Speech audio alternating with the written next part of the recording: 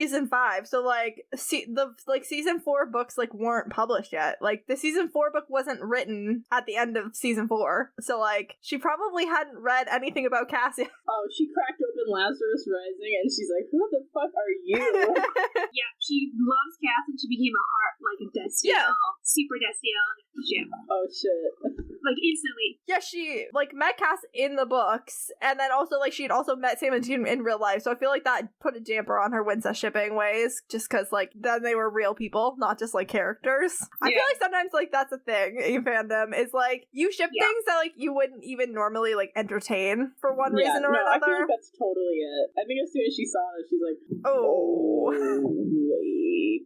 Yeah. Wait. Actually, speaking of super early headcanons, this is something that like I don't know, like season 1 Supernatural fans had. They were like, Sam and Dean are so weirdly tied. A lot of people didn't even think they were brothers. That was an old headcanon people had. I've seen that a lot. I've seen that a lot in the like the archives or in the Remember These Days. What a fucking time. I mean, they don't even look similar, right? I feel like they're actors. I think they were trying to like make it work.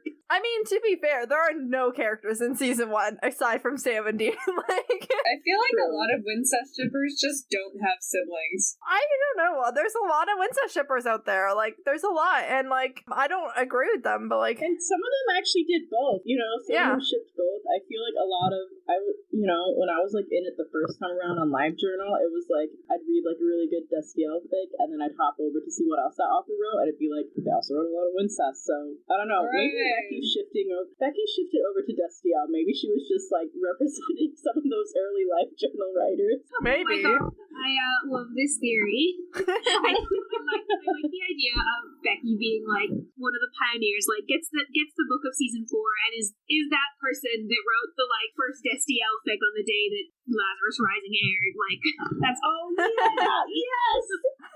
No, but that like really is the thing about like fandom. It's like it's always evolving. Even now, the show's been over for over a year, and like I still feel like there's a lot of evolution happening at all times in the fandom with different actors. You know, the actors say something that people really like or really don't like, or you know, like someone like points out a different like detail, and that like makes people think about things differently. I don't know. The fandom's constantly evolving. Yeah, like the nature of fandom is that it doesn't really truly die. Like even things really, really ancient, like even the Epic of Gilgamesh, they still have headcanons. They still have fans. I just think that like you need to be careful as people who are consuming a media and consuming fan works about when you are getting into some of those red zones, incest, or I know I've been guilty of this next one that I'm about to mention a time or two, which is like age stuff. Sometimes when you're watching a show or you're reading a book, you're not really thinking that much about it, or like you're caught up in like the romantic portrayal of a thing, and then like when you think about it back, you're like, hang on, wait a second, that's actually not great.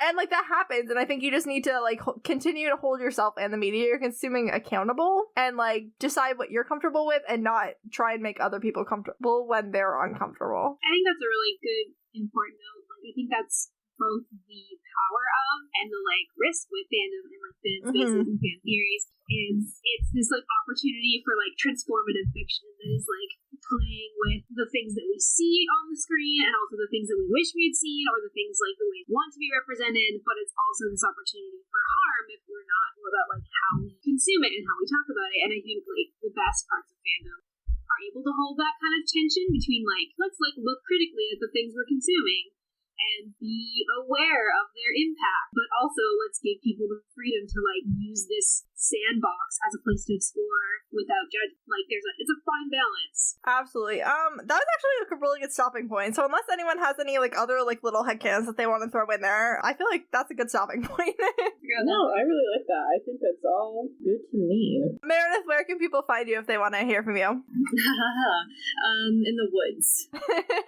Also, if you go to Shades of Daenerys on Tumblr, Instagram, and occasionally TikTok, you will see lots of really cool drawings for the fantasy series I'm writing. Excellent. And Jenn? Yeah, you can find me on TikTok. My username is Jenn A, JENN_AYYE. And you can also find me on AO3, where a lot of these random headcanons will make their way into stories. And that handle is Shmuzz, which is SCHMUZZ. Amazing. And Abigail? My show is just undergoing a a change. So we're going to be changing our name. So our new handles are going to be Queering Things Pod, and I think KJ will put the links in there. Yes. But we are previously known as Driver Picks the Podcast. Yeah, KJ will put the most current links. Yes, I will. Thank you. Appreciate that. I'm really excited for your rebranding, but this is definitely like an awkward time for like pre-recording episodes. Right in the middle, right?